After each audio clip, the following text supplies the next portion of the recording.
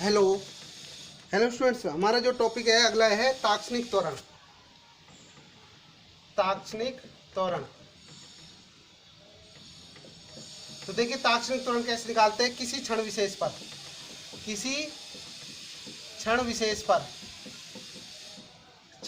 पर वस्तु का त्वरण ज्ञात करना ही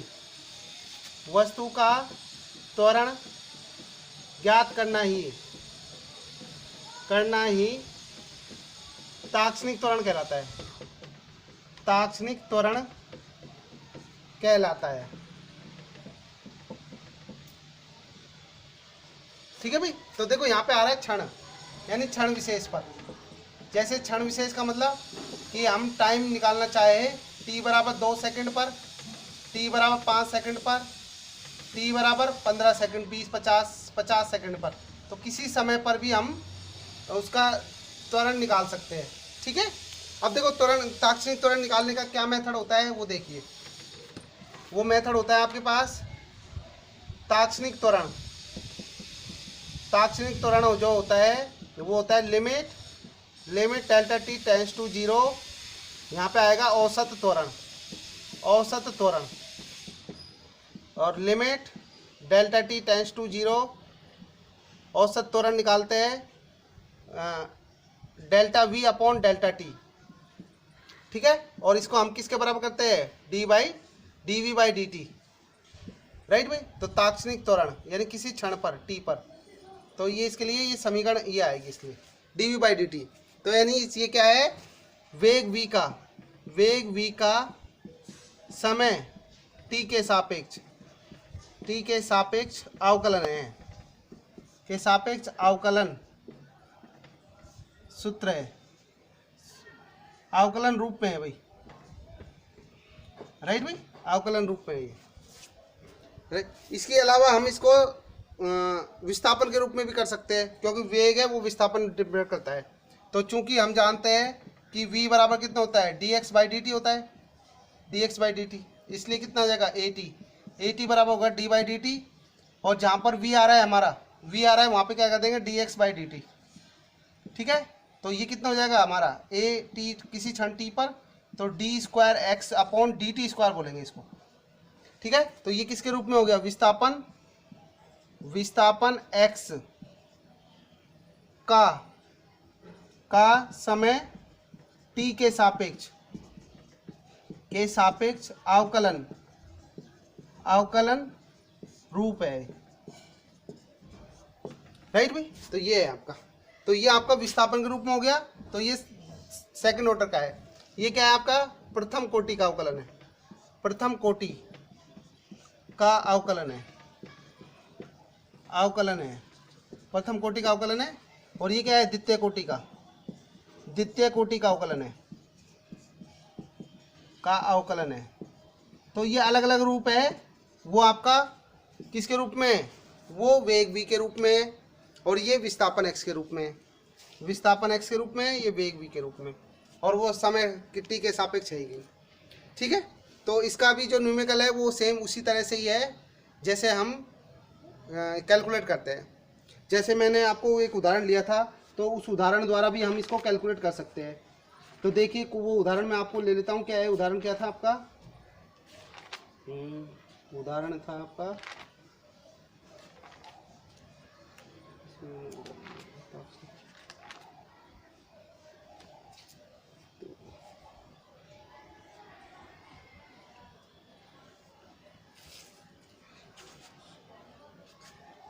राइट भाई। अब देखिए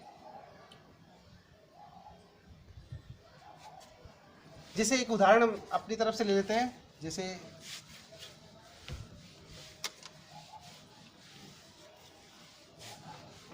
कोई उदाहरण ले लेते हैं एग्जांपल के तौर पे कि x बराबर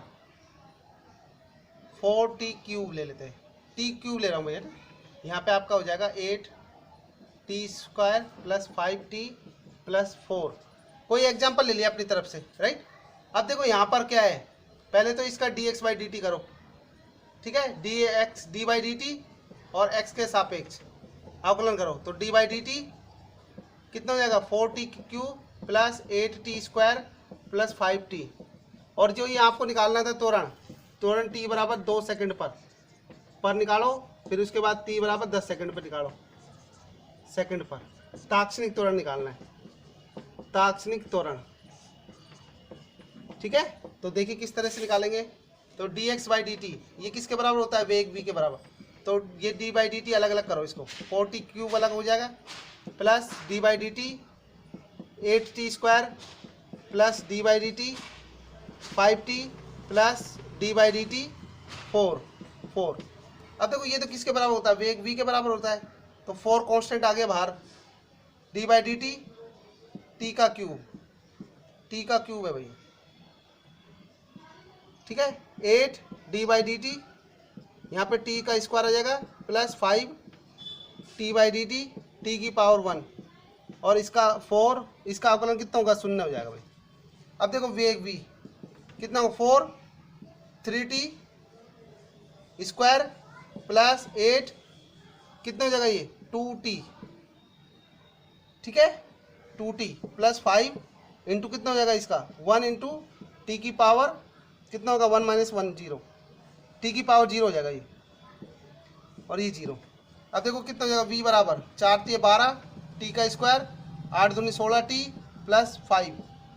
अब देखो ये वेग में आ गया, अब वेग में आ गया तो हमें पता है कितना होता है तात्क्षणिक त्वरण t बराबर। ठीक है भाई, तो यहाँ पे क्या आ रहा है, हमारा त्वरण आ रहा है dv बाई dt। तो इसका हमें क्या है, दोबारा से अवकलन करना पड़ेगा। तो देखिए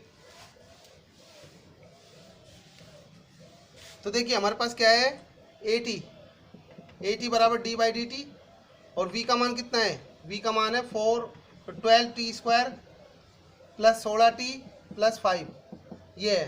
तो 8t, t की वैल्यू, इसका अवकलन करते हैं तो कितना होगा।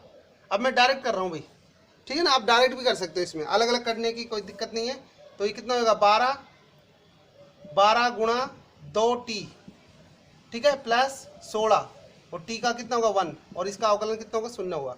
आप डायरेक्ट भी कर सकते हो, राइट भाई।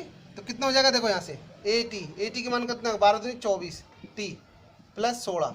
तो ये फाइनली आपके पास ये इस फॉर्म में आया है, राइट भाई। अब देखो आपको क्या निकालना है, अब त्वरण निकालना है t बराबर 2 सेकंड पर, t बराबर 2 सेकंड पर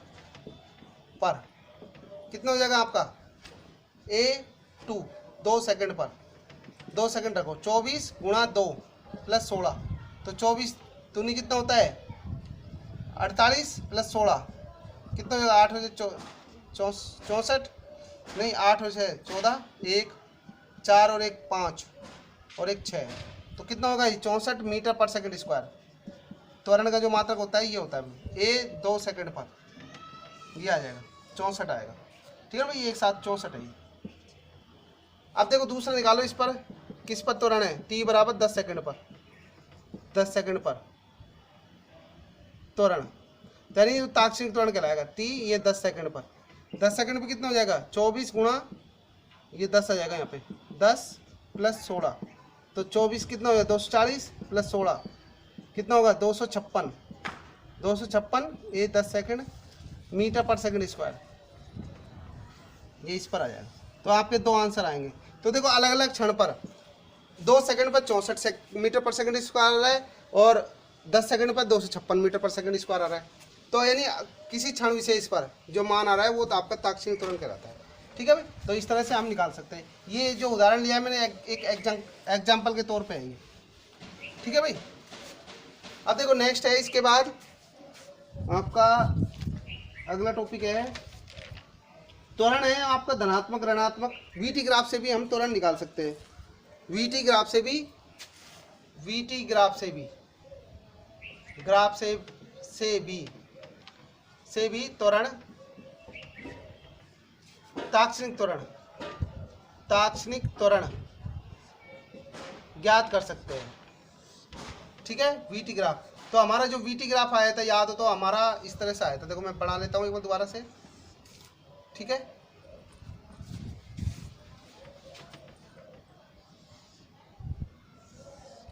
आपको याद हो तो यहाँ पे 2 आया था, 4 आया था, 6 आया था, 8 आया था, 10 आया था, 12 14 16 18 20 तक आया था, और यहाँ पे आया था 5 10 15 20 25, 30, ठीक है ना। यहाँ पे वी में मीटर पर सेकंड में, ये तो वी हो गया, ये समय हो गया टी, 30 सेकंड में हो गया, ठीक है भाई। तो यहाँ पे देखो पहला पॉइंट अपना आया था 0 पे, 0 था, वो किस ग्राफ से आया था, वी टी बराबर आपका 0.24 पे आया था, 0.24 टी का स्क्वायर से। तो इस पे ये आया था 2 पे कितना आया था, यहाँ पे आया था 0.96, 4 पे 3 पॉइंट कुछ आया था 3.84, तो यहाँ पे आया था 6 पे आया था 8 पॉइंट कुछ, ठीक है भाई।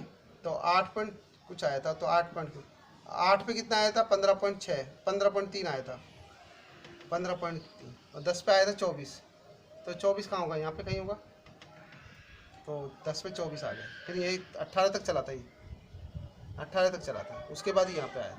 इस तरह से देखो ये वैल्यू आपको अपना आप ऑटोमेटिक याद हो जाएगी, करते रहोगे तो ये रहा, ठीक है भाई। और ये आपकी बुक का चित्र था, चित्र देखो कौन सा था आपकी बुक का,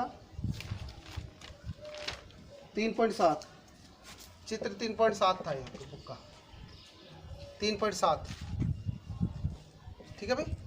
और अगला जो चित्र है आपका, देखो इससे त्वरण कितने, वो कल भी हमने डिस्कस किया था, तो त्वरण कितना आया था,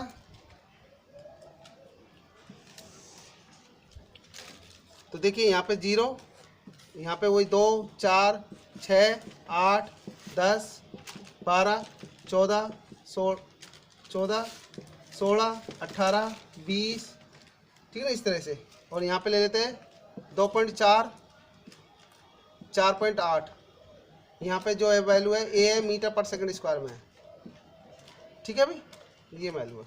और नीचे आया था -2.4, -4.8, और नीचे आया था 4.8 के बाद -7.2, फिर 9 के बाद आपका आया था 12, -12, ठीक है भाई। अब देखो इस पे जो वैल्यू है वो आपकी यहाँ पर 0 से लेके 10 सेकंड तक, तो वैल्यू कितनी आई थी, 2.4 आई थी यार, तो ठीक है।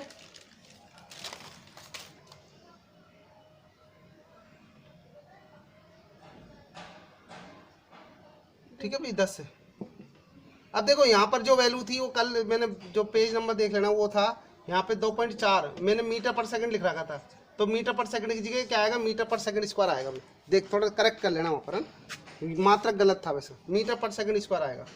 इसके बाद आपका 18 तक जो वैल्यू है वो क्या है, कॉन्स्टेंट है, यानी ये वैल्यू कितनी है, 0 है देखो, ठीक है। इसके बाद आपकी जो वैल्यू आई थी वो यहाँ पे आई थी 18 पे, और यहाँ 20 पे यहाँ आई थी, ये अपने यहाँ पे मिला दिया, इसको यहाँ मिला दिया, ये इस तरह से आई थी। और ये जो ग्राफ आया था ये टी बराबर यहाँ सेकंड में, और ये आपकी बुक का जो चित्र है वो कौन सा है, चित्र 3.8 है शायद, ठीक, 3.8 है। अब देखो आपने इसमें देखो तुरंत, ये तो वीटी ग्राफ है, ये तो वीटी ग्राफ हो गया, राइट, ये तो वीटी ग्राफ हो गया, और ये कौन सा ग्राफ हो गया, एटी ग्राफ हो गया, ए और टी में ग्राफ है ये। अब देखो यहाँ पर हम देख सकते हैं कि त्वरण 3 कंडीशन है, त्वरण की तीन कंडीशन कौन सी है, कि सबसे पहले जो सेकंड है 0 से, t बराबर 0 सेकंड से 10 सेकंड तक त्वरण असमान है,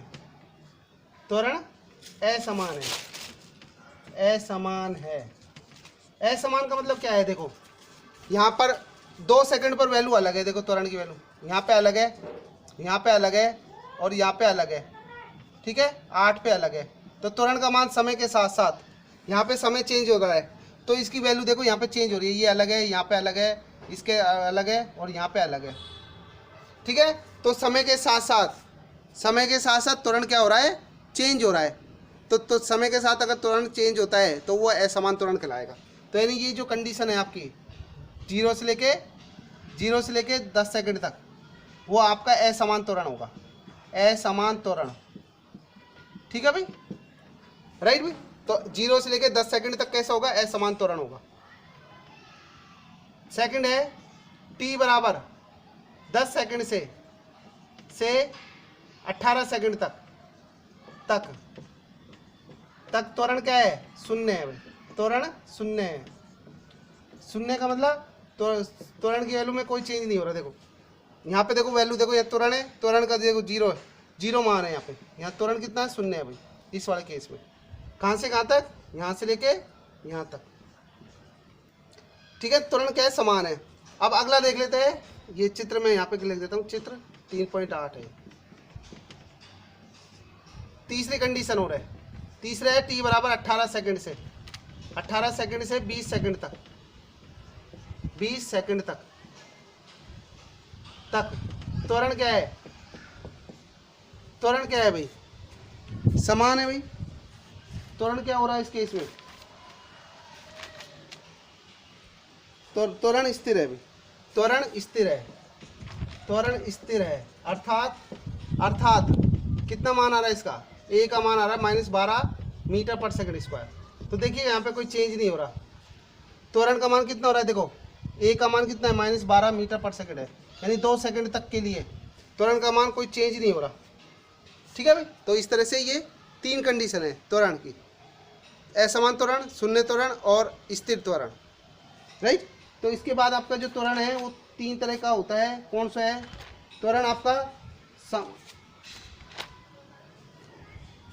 राइट, त्वरण आपका धनात्मक हो सकता है, ऋणात्मक हो सकता है और शून्य भी हो सकता है। राइट, तो यहाँ से हम देख सकते हैं। अच्छा, अगला है ये, जैसे वेग सदिश राशि है तो ऐसे ही त्वरण भी क्या है? सदिश राशि है। अब सदिश राशि के लिए क्या क्या चीज़ जरूरत होती है? परिमाण भी और दिशा भी। तो सेम वही चीज़ हमारे यहाँ पर है। तो त्वरण भी क्या होता है? सदिश राशि होती है। राइट। तो आगे के हम जो पढ़ेंगे ग्राफ आगे पढ़ेंगे। तो आज के लिए इतना ही।